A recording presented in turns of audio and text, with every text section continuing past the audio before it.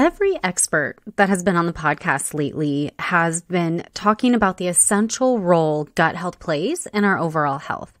When the gut is healthy, so are we. When it's not, well, that's usually one of the root causes of our symptoms.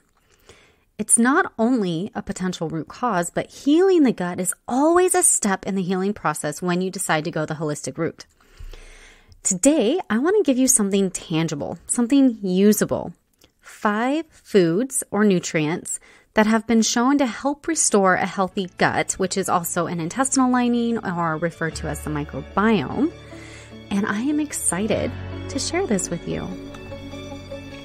Welcome to the Therapeutic Food Solutions podcast. I'm your host, Marian Mitchell. I'm an integrative nutrition health coach, therapeutic diet expert, and founder of The Road to Living Whole.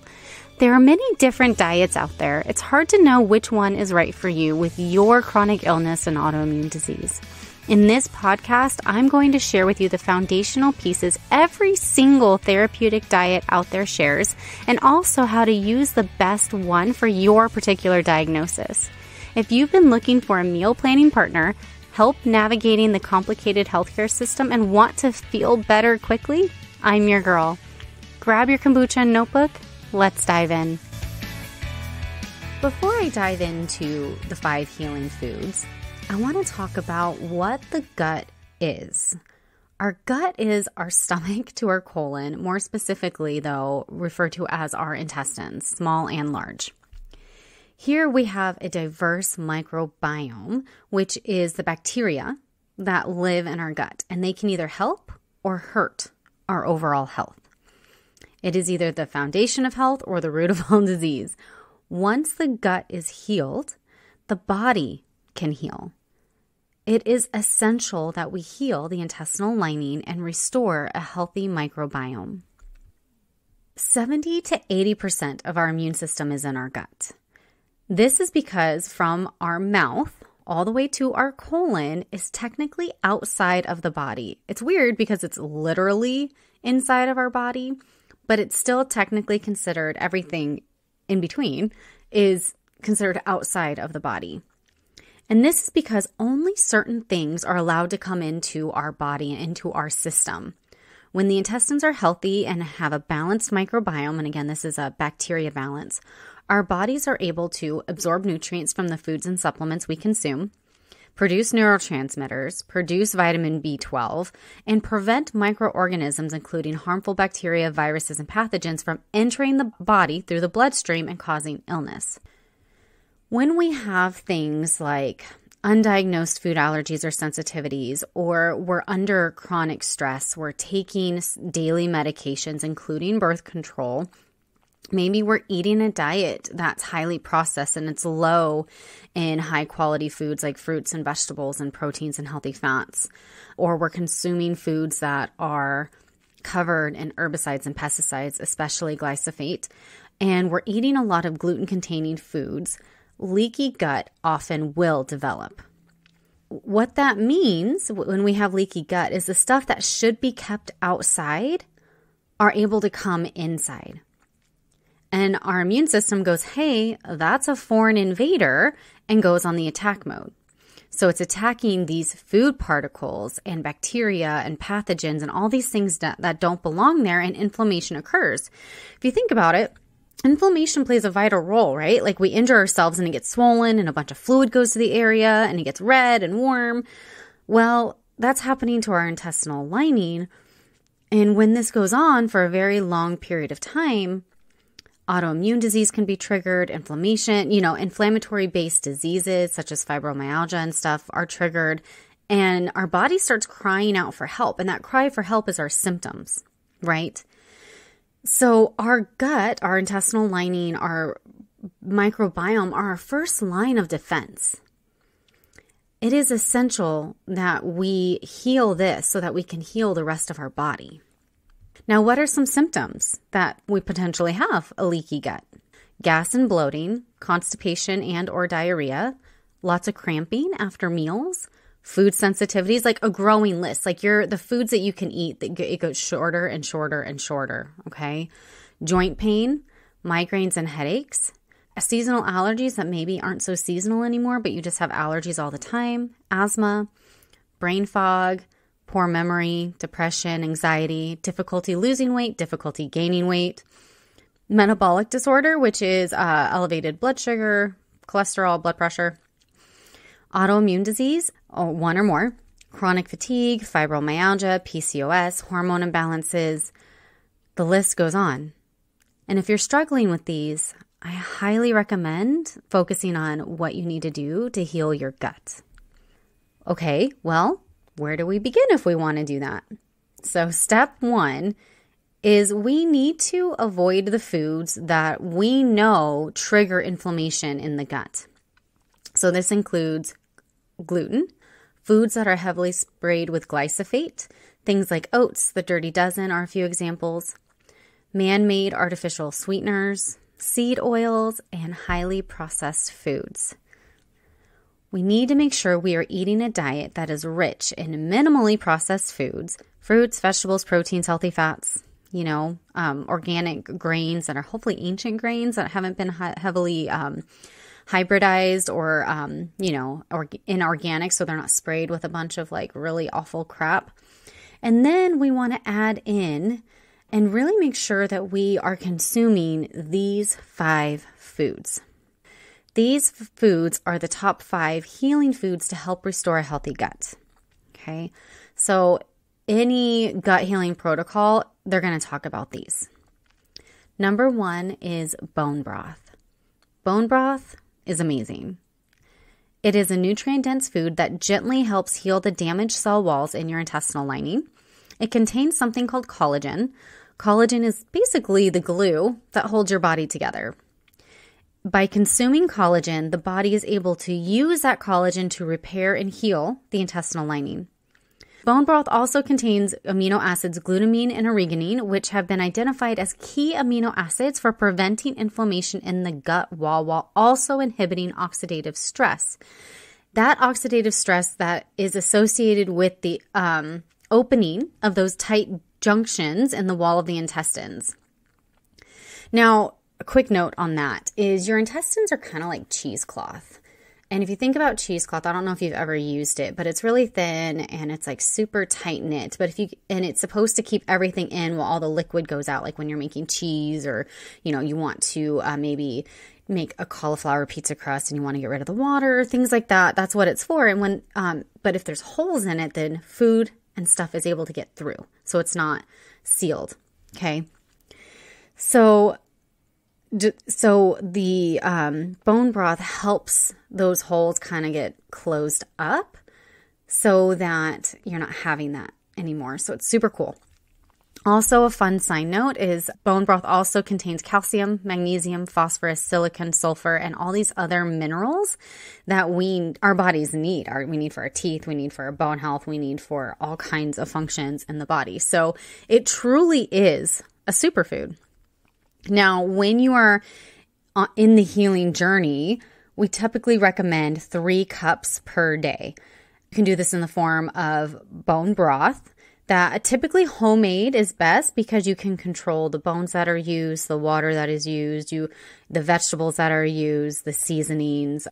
But there are a couple of brands out there that you're going to have to do your research or hire me to tell you what brands they are.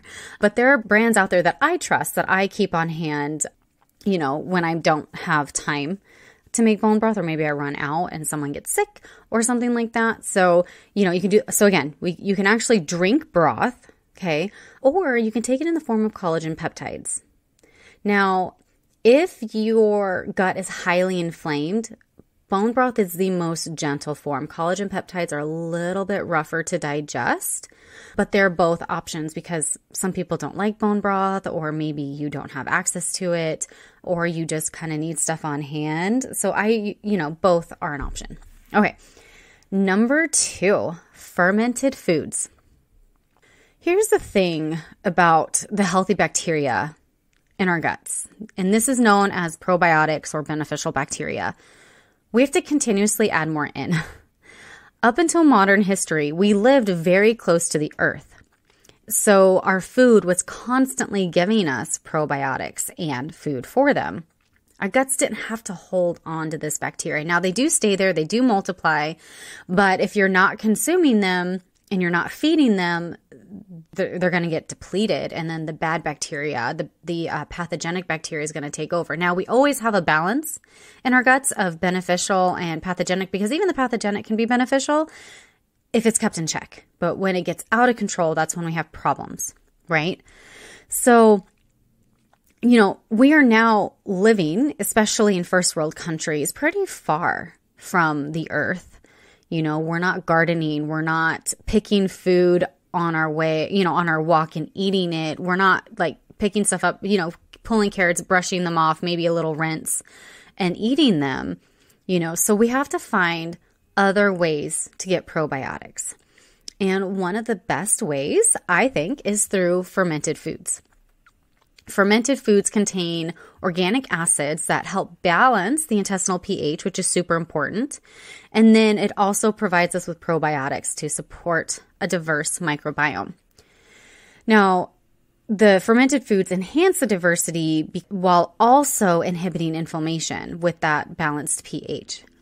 And having a diverse and well-populated microbiome means that we have our first line of defense from pathogens is there, while also being able to break down and absorb nutrients, creating neurotransmitters, and all this stuff that our gut does that we're still learning about. There's science coming out, especially from Dr. Terry Walls, that is just incredible. These studies that they're doing about bacteria and probiotics and the role they play in the remission of like MS and things. It's incredible. And food has that for us if we're willing to try it and learn to eat it and find the ways to eat it that we like. So a few of these options are things like kombucha, which is a fermented tea. Fermented sauerkraut, a lot of the stuff on the grocery shelves is not fermented, okay? This has to be fermented sauerkraut. Kimchi, kefir, fermented pickles, plain yogurt, whether it's cow's milk, coconut milk, whatever, are all great fermented foods to consume. Now, you can ferment pretty much anything. I've fermented carrots, I've fermented broccoli and cauliflower, green beans, garlic, onions. Like, you can ferment almost anything, and everything has different stuff that they give us. It also enhances the vitamin C and all these other like nutrients that we wouldn't necessarily have access to. So it's really cool. I used to teach classes on how to ferment foods and, all the stuff that they did. I'm actually kind of excited. I'm getting back into teaching workshops like this again. And it's just really cool. I could talk about food all day. All right, back to the topic at hand. I recommend enjoying at least one fermented food per day. And hopefully you have a variety on hand. So one cool thing is like sauerkraut, which I love making my own homemade sauerkraut because I have the cabbage. I also add cucumbers and garlic and then all the spices, and it kind of tastes like pickles, which I love pickles, right? But like just a tablespoon is like 1 trillion probiotics. You can't buy that on the shelf. And even the most expensive is only a few billion. So, probiotics and stuff like that are really, really great. And there's some great stuff on the market. And there's like prebiotics, stuff that's on the market to help feed it. But nothing can replace real food. All right, number 3, you got to eat your healthy fats. Consuming healthy fats, and this is like coconut products, extra virgin olive oil, ghee, grass-fed butter, fats from healthy animals, lard, tallow, things like that, all serve as prebiotics. So this is the food for our probiotics. And by feeding them, they multiply, which is what we want, right? And also, they're really easy to digest. And so one specifically that's really highly touted is coconut products, right? Especially virgin coconut oil, because it has medium chain fatty acids, and they're just easier to digest for the body. And that being easier to digest, especially when you have leaky gut, really helps because, again, we're not absorbing our food, right? So, you will see people talking about the health benefits of coconut and coconut oil for, the body and leaky gut and stuff, and that's why. Now, I do have a list of healthy foods and how to incorporate healthy fats into your life.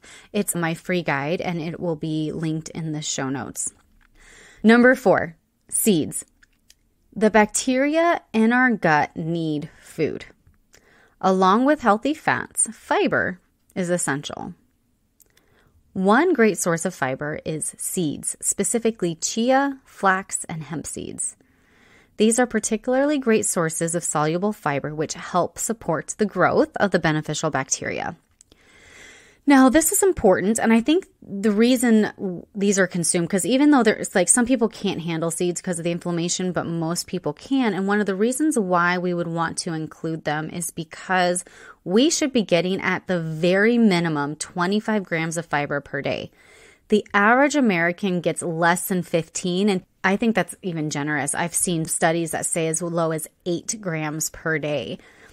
When you're not used to eating a lot of fiber, adding in a tablespoon or 2 of seeds per day can be extremely beneficial without, trying to OD it on raw vegetables and stuff and getting really gassy and uncomfortable. So adding the seeds are a gentle way to add in more fiber, which is, food for our bacteria, but also fiber helps get things moving, and we need to be having bowel movements 1 to 3 times per day because that's how toxins get out and pathogens get out and old dead cells get out, and we don't want them getting reabsorbed. So it's really multifaceted in how they help with keeping or helping to restore a healthy gut. And number 5, omega-3 rich foods. We all know omega-3 fatty acids are anti-inflammatory. The benefit extends or maybe even starts in the gut. Studies have shown that those who suffer with inflammatory bowel disease, IBD, when they take therapeutic doses of omega-3, specifically fish oil, inflammation in the intestines is reduced. Pretty darn cool. The omega-3s also help promote cellular cleanup and protect the intestinal lining by reducing and inhibiting inflammation. Obviously, you want to get as much as you can from food. Yes, there are supplements. Supplements are great, especially if you don't like fish, okay? But wild-caught fish, any of them, it does not have to be salmon, okay? If you don't like salmon, it's okay. You can eat any food from the ocean and you're going to get omega-3s, okay? Fermented cod liver oil, which is actually probably my favorite way to get therapeutic doses in because it has all kinds of other nutrients that help support the immune system as well. And then pastured animal products, including eggs, beef, lamb, butter, milk, things like that. And those are the 5 foods, nutrients, that help restore a healthy gut. Now, the health coach in me needs to point out that these are in addition to a healthy diet. You can't eat a bunch of crap and hope that some bone broth, yogurt, and omega-3 supplement will do some magic. Okay? That's not how this works. If you're sitting there and you're like, okay, this is me. I know I need to heal my gut. Marian, how do I do this? I would love to be a resource for you. First step would be downloading my guide. That's step 1. If you start doing that, it's going to make things a lot easier. But then I would love to walk alongside you through my therapeutic food framework, which is my coaching program, and provide you with what this actually looks like in the real world. What does eating minimally processed food look like? How do I make it taste good, and how do I make it easy? I help with all of this with meal plans, and then you get coaching sessions where we're going to talk about your life and what you have going on and what you like to eat and what you don't, and how to make changing the way that you eat work for your life. Because you change the way that you eat, that's changing the way you grocery shop. That's changing the way you plan on going grocery shopping. That's changing the way you cook. That's changing the way that you eat out. It's a lot of changes and it's a lot of work. And if I can make that easier for you, I would love to do that. and then answer all your questions and like, how do I do this? And I have this coming up, and what can I do with dining out to make sure I'm not like completely setting my health journey backwards? That's what I do, and I love to do it. And then, of course, there's the Facebook community, which is completely free. In there, I share recipes. I give impromptu and scheduled workshops that are usually more cooking and food related. I invite you into the kitchen with me while I'm cooking. And, it's just a great bunch of people in there, too. The links for all of this is in the show notes. And I would love to just connect with you and help you in any way that I can. Quick review before I let you go. Addressing the gut is almost always step one when we are suffering from chronic illness and want to regain our health. We need to minimize, or at best, completely avoid and remove the foods that are damaging to our intestinal lining and replace them with those foods that are anti-inflammatory and nourishing. And then on top of that, we want to add in extra bone broth, fermented foods, healthy fats, seeds, and omega-3 fatty acids. These foods give our gut the specific nutrients it needs to heal and be restored. And that is our goal. Thank you so much for hanging out with me today. If you found this episode helpful, would you do me a favor and help others find it by leaving a review, sharing a screenshot on social media, or sharing the link with a friend? By you sharing what you've learned, others are able to find this podcast and join our community. Be sure to check out my website, www.roadtolivingwhole.com, for over 160 delicious recipes, a variety of meal plans, and a blog packed full of even more healthy living tips. If you'd like to learn more about how to work with me as your coach, you can schedule a free consult through www.roadtolivingwhole.com/health-coaching/. Until next time, friend. Bye.